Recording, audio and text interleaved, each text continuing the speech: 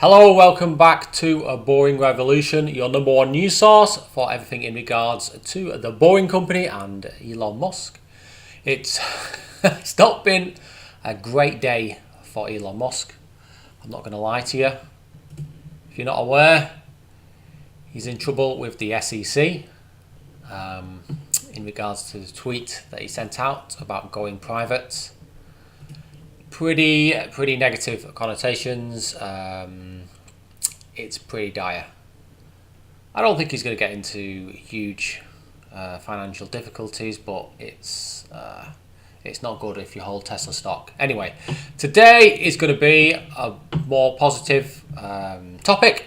I'm going to look at the SEC filing against Elon Musk. Maybe in a couple of days. There's a lot of information coming in at the moment, so I'm not going to talk about it until I know the facts, all the facts and nothing but the facts. So I thought today we'd look at some transportation solutions, not just the Boring Company, and look at how we can mix it up and provide options for passengers. So 4 transport solutions: Pods, VTOL, Rail and Maglev. So, the competition. Here's something that maybe you've heard. Tunnels are the only solution. That's all that we can use. Everything else will fail. No. God, no. Absolutely, God, no.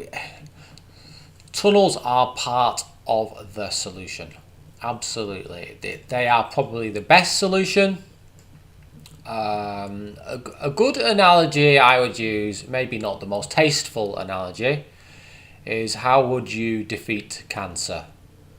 Would you just go for radiotherapy, or would you go for the 5 or 6 different options that you have at specialist hospitals?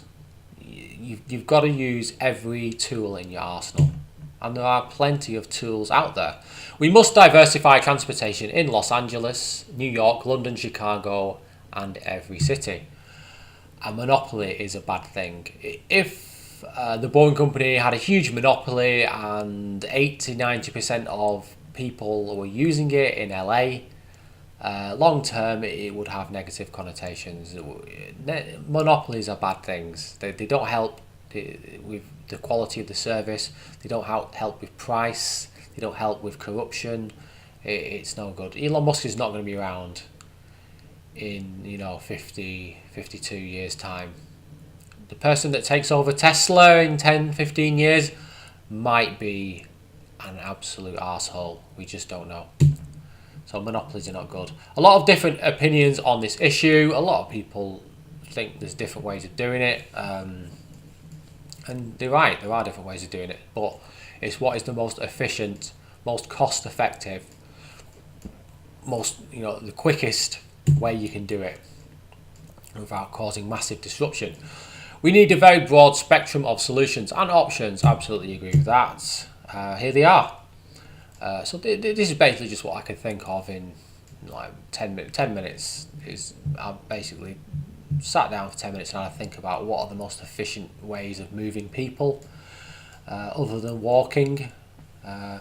Light rail, heavy rail, bicycles, scooters, buses, peer-to-peer rideshare, taxis, VTOL, a vertical takeoff and landing, subway style systems, tube, hyperloop, Boring Co, subcompact cars, tricycles, sedans. Many ways to skin a cat, as they say. But just relying on one is not a good idea. Now, I pulled this up. This is quite interesting because it has all the metro systems, all the light rail systems for a lot of the major cities in the world. So you've got New York, Chicago, LA, London, Tokyo, Paris, Mexico City. Obviously, Tokyo is recognised as having the best underground system in the world. It's a shame that Beijing isn't on there because that system has been expanded rapidly over the last 15 years. Extensive extensions all over the city. Just look at this annual ridership. Obviously, New York and Tokyo are the kings. LA Met is just like peanuts compared to everything else. Again, LA comes bottom, Chicago second from bottom in terms of the number of lines. New York is just incredible. I mean, most people in New York don't have cars because the New York light rail system is very, very effective. The actual subway in New York, London Underground, is also very effective. As you can see here, it almost has as many stations as the Tokyo system. The critical bit is this here. So as you can see, the New York system has miles more literally miles more lines and miles more of track than anything else. Chicago, a reasonable amount. We've got the LA Metro is just pathetic amount. No, Paris isn't exactly amazing, but you've got London and you have Mexico City. Mexico City is terrible for such a huge city. Mexico City is, I think, the third largest city in the world. So the fact that it's got so few miles of track is pretty pathetic. But you've got to mix this up. You've got to think as well that London has a huge bus network. LA has a big bus network as well. But you've got to mix it up. Absolutely mix it up. The future. What is the future? If you were looking 10 to 15 years ahead, what is going to change the transportation system in LA and Chicago? Who are going to be the innovators? Who are going to come up with the solutions to the problems to fix that pain point? I want to focus on 4 innovative companies with systems that would complement the Boring Co. Urban Loop in both LA or Chicago. Integration would be worthwhile for all. Obviously, if you can connect systems, people are going to use both systems more often, which equals more passengers, which equals more profit. So, what we're going to look at today.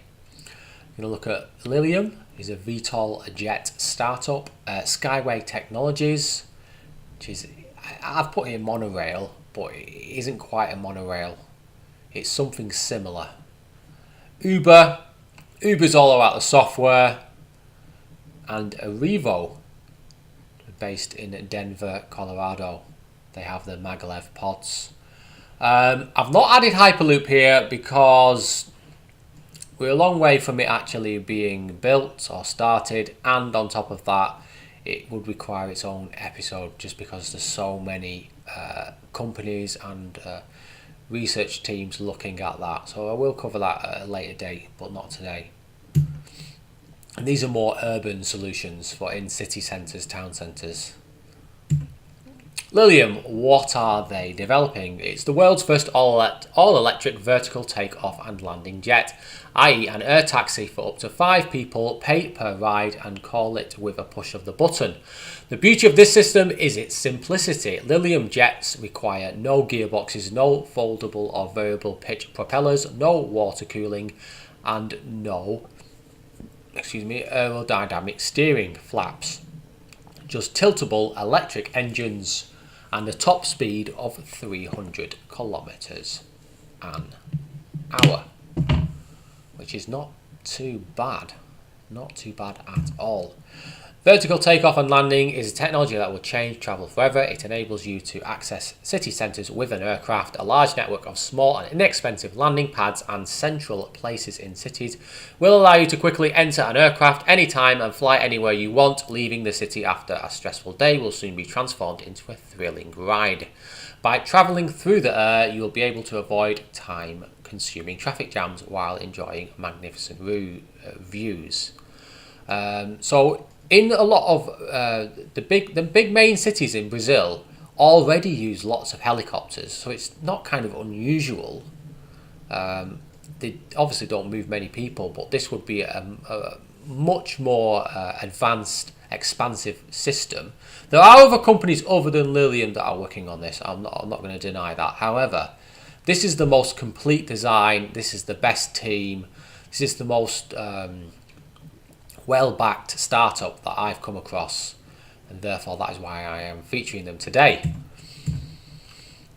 So just select a landing pad nearby and your jet will be ready for you in a few minutes. A network of landing pads and jets allows you to quickly reserve a jet at the appropriate time. We are working towards a seamless user experience from booking through to landing. So it's a bit like an Uber. You get your phone out, you find out where the nearest sort of landing pad is or takeoff pad. You go there, you have your booking, and then you use your phone to pay for the ride, and it takes you sort of near where you need to go. Or potentially very, very close, because a landing pad is not difficult to build. And you could just build one in the field. It's not exactly difficult. It essentially is just a lump of reinforced concrete and some lights. Lilium jets require virtually zero infrastructure investments. Landing pads can be developed by anyone. Lilium will only provide the requirements and invest in the early phase to push distribution. The jets have zero operational environmental impact. They're 100% emission free. Obviously, they are battery powered, which does limit the range, but batteries are improving all the time. Eventually, I'd imagine that a jet of similar size to this could potentially do 350 to 400 miles on one charge if conditions allow it. What are my thoughts? It's a German startup. The people running it are obviously very, very competent. I think the design is beautiful. They've got videos on their website of them actually testing one of these prototypes. It looks good. It's reasonably quiet. I could see this working in LA or in Chicago or New York and easily moving hundreds, maybe 100,000, 150,000 people a day, maybe 200,000. I think it's a good idea. It would definitely complement the Boeing company if they had landing pads next to stations. So definitely think this is a good company to follow and they have a bright future. Here's some pictures. It's just absolutely beautiful. Imagine just getting in that and going, home. It would be phenomenal, and you could just, like they say, enjoy the view, have some fun, just chill out, and boom, you're there before you know it. 300 kilometers an hour, so it's pretty fast. So it's faster than the Boeing pods. Very interesting. So this is one. This is a company I've been following now nearly 2 years, maybe just under 2 years. They're based in Belarus. Skyway Technologies. It's run by this gentleman. A new concept invented, refined, and constructed by Anatoly Unetskiki. Over many decades. I can't pronounce that. It's crazy, isn't it? Unetskyi. Over many decades. So he's an engineer by trade. He's been homing his designs for over 35 years, I believe. Imagine a gondola, but the actual cable is incredibly stiff. And it's not actually a cable, it's more like a beam. And they can achieve very high speeds and run large numbers of pods on it. And it's very cheap to build compared to traditional rail. And that's basically what this is. Very innovative design. The track structure design is based upon the use of strings, so that's the steel cables, built with high tension steel wires inserted into a concrete resin core and enveloped within a steel shell. It differs from traditional cable ropeways by using a perfectly flat rolling way to limit the wear, rolling resistance and noise. The functions dedicated to rope tension and rolling way are handled by separate parts. Narrow span intervals, 50 meters, coupled with tension much higher than common ropeways, allows for low sag, permitting high speed operations. It is a fundamentally new transport system which is eco-friendly, safe, comfortable, significantly cheaper compared to all existing solutions. I really like this. I think it's really thinking outside the box. I can see this being used above roads, maybe even above existing railways. We have a lot of canals here in the UK. I can see it being used above that. All it requires are a series of columns, 30 to 40 meters apart. They use these kind of trusses here. So you can actually have your urban passenger pods, which run underneath, so you'll get two, one northbound, one southbound, and then on top you get one high-speed railway carriage if need be. Vehicle location above the ground level ensures its improved aerodynamic characteristics and significantly reduces energy consumption during movement. Pre-stressed rail solves the problem of thermal distortion and makes route construction possible even in the most adverse climate conditions. So they have a few vehicles. They actually do a goods vehicle as well. But the two passenger vehicles that we're looking at today are the Unibus Urban, which has got a top speed of 150 kilometers an hour, which is not to be sniffed at, and the Unibus High Speed, which is a top speed of 500 kilometers an hour, which is very, very fast. And overall, really exciting. Skyway have extensive test tracks at Eco Techno Park in Belarus. They have a whole I believe it was an artillery like demonstration area, and it's a really big plot of land, and they've converted it into this kind of park where they can demonstrate the technologies. They've got quite extensive tracks there, a couple of kilometers of these tracks which they use to test out their various vehicles. What are my thoughts on this? Great piece of tech. It's a shame that they've not been able to build a real project yet. However, the actual technology has been developed over time. Clearly, he's put a lot of work into the design, which is great to see. Aesthetically, it looks beautiful. It takes you to where you need to go as well. It's got these small pods, but it also has these trains, so it's kind of trying to adapt it for all situations. Here's some pictures. They use these trusses. These trusses are vast trusses. So your columns would be around 30, 40, even maybe 50 meters apart. So the actual construction costs are relatively low. I really like it. So that vehicle top left is the high-speed train, 500 kilometers an hour. So Uber. Why have I put Uber in here? That's what you're probably thinking. You're thinking, Uber? It's just a taxi company. And don't they spend most of their time in traffic anyway? True, but as you know, Uber has been... the former CEO of Uber has left. So the new guy that's come in, this Dara, whose surname is just impossible to pronounce. But Dara is a very clever man. Very clever man. And he's kind of thinking out of the box for Uber. And I think over the last 2 years, they have really matured as a company, and I think they've got a bigger, more sort of, I'd say it's definitely more profitable. It's a bigger, more profitable sort of like envelope of businesses that they want to become part of the Uber app. So no longer just a ride-hailing company, CEO Dara wants Uber to outsource transportation plans to expand the company into buses, bikes and all forms of transportation. Cars are to us what books are to Amazon, said Dara. In passenger transport, Uber is already testing things like bike sharing, and Mr. Khosrowshahi suggested that public transport could be the next frontier. So he has talked about you buy a ticket on your app, so you get in the actual taxi, it takes you to the train station. So he's talked about integrating it with BART, the Bay Area Rapid Transport.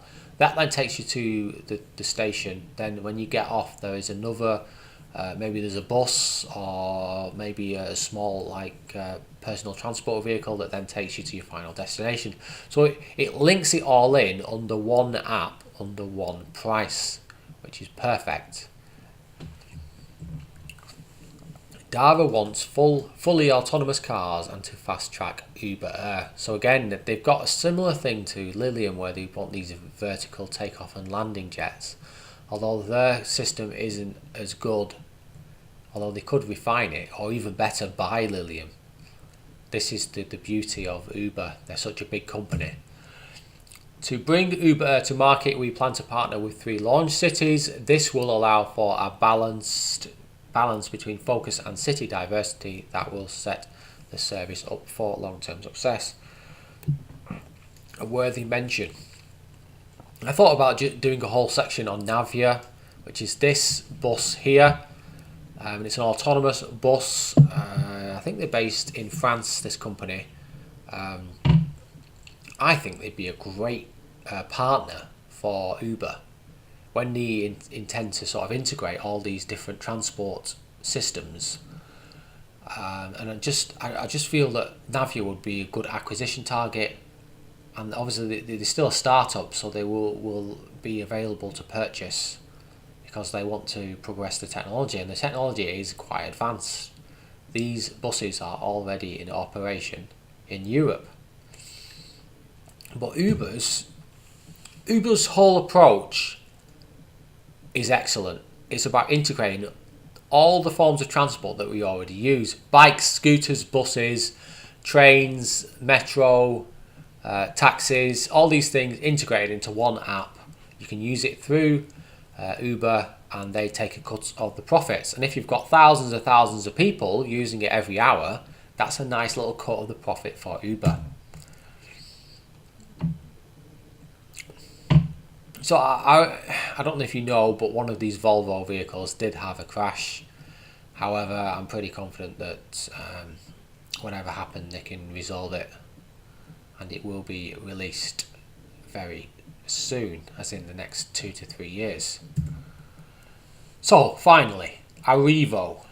Now, Arrivo is a very, very interesting system in that it is, in some kind of ways, very similar to the Boring Company. It's almost like the Boring Company without the tunnels.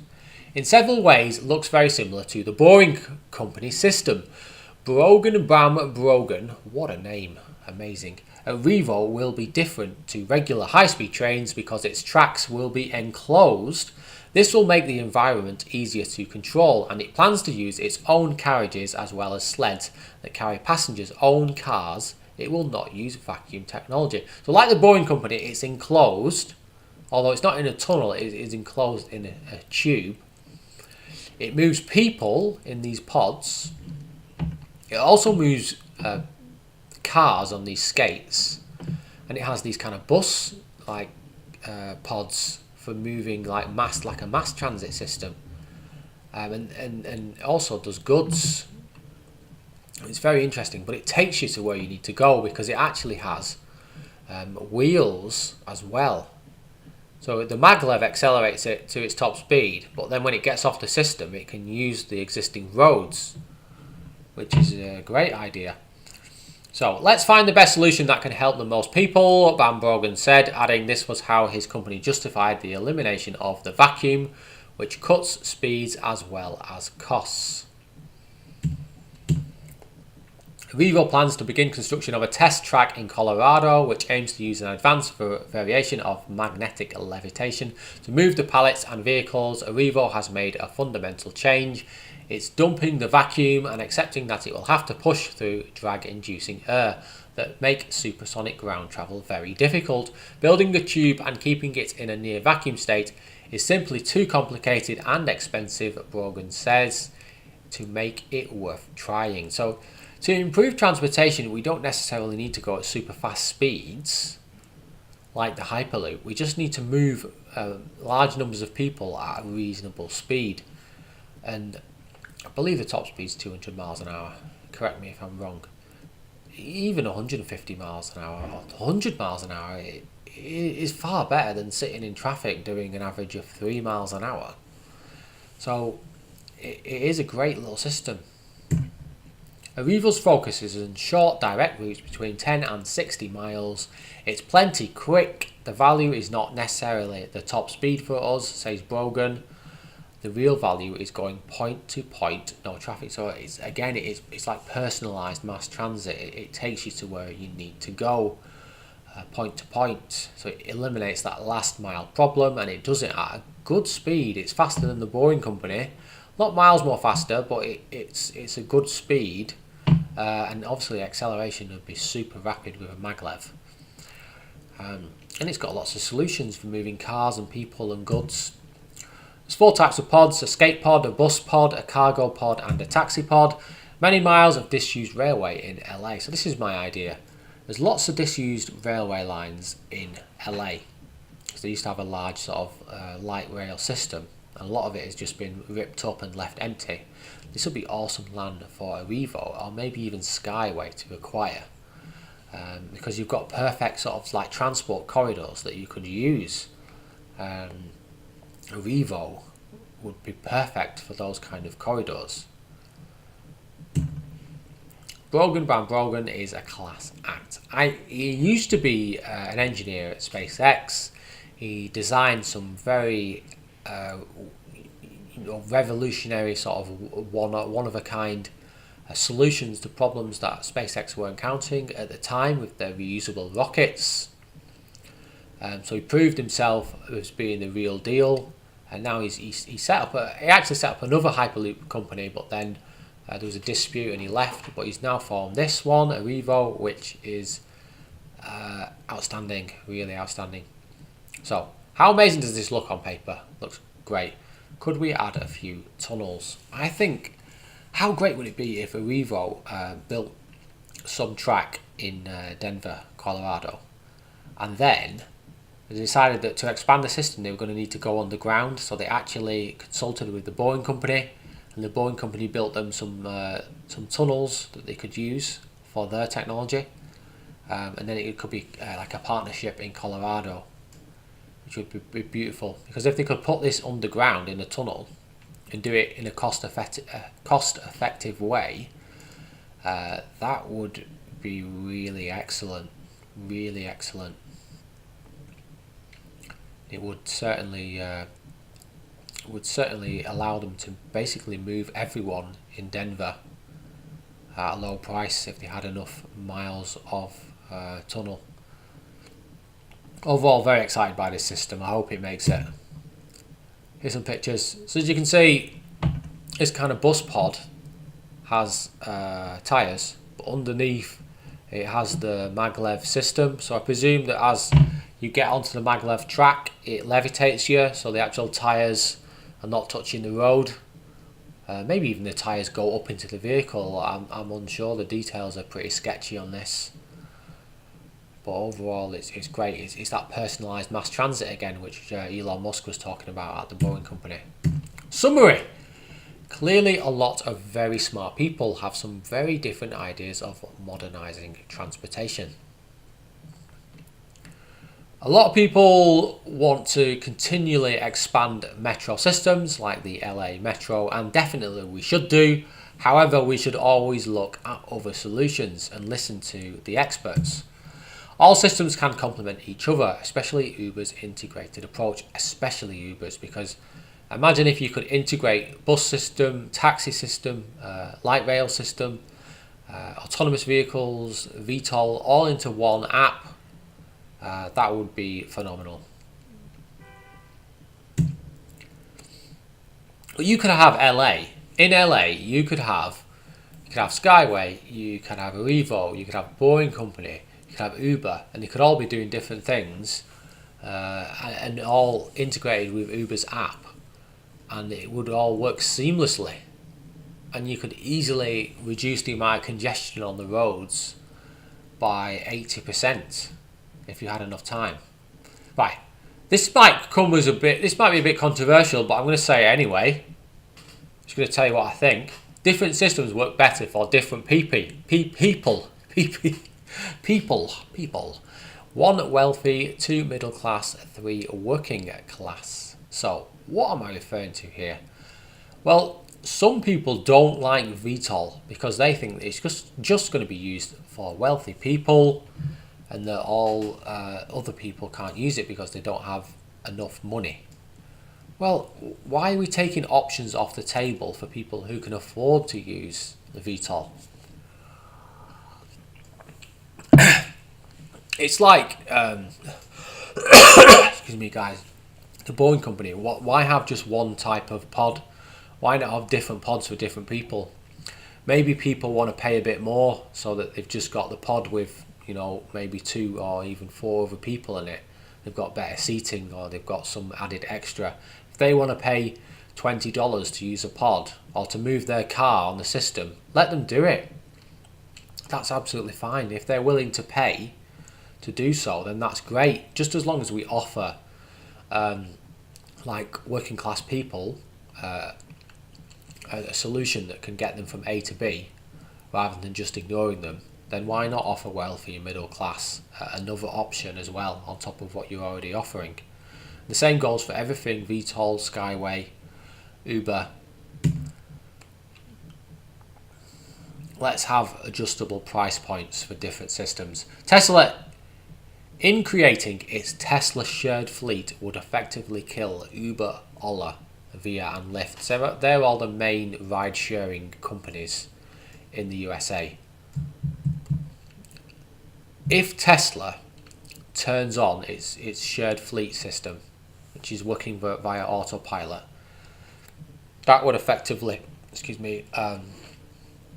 kill Uber, because Uber's business is based on ride sharing, and if they turn that on and they add enough vehicles on the system, which they will do because they're ramping up vehicle production rapidly every year, that would kill Uber. So it's a good thing that Uber is looking at other options. Uber needs to form partnerships with the LA Metro, all the local bus companies, all the Lilium and all the other VTOLs and companies, and integrate it into one platform. And in doing so, that makes our job of getting to work, commuting, a lot easier, and it also gives them a nice percentage of that ticket that is purchased, because they don't own any vehicles and they probably never will do.